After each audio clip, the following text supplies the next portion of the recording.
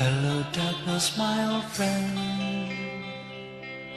I've come to talk with you again, because a vision softly creeping levitates while I was sleeping, and the vision that was planted in my brain still remains within the sound of silence.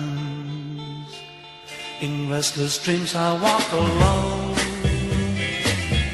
narrow streets of cobblestone, near the halo of a street lamp.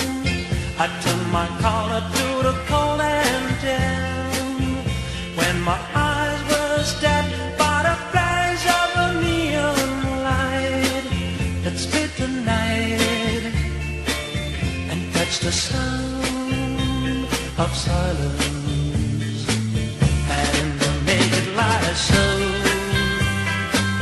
10,000 people, maybe more, people talking without speaking, people hearing without listening, people writing songs that voices never share, and no one dare disturb the sound of silence.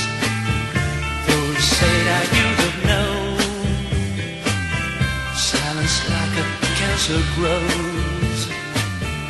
Hear my words that I might teach you, take my arms that I might reach you, but my words like silent raindrops fell and echoed in the wells of silence. And the people bowed and prayed to the neon God they made, and the sign flashed out its warning in the words that it was forming, and the sign said the words of the prophets are written on the sideway walls and tenement halls, and whispered in the sound of silence.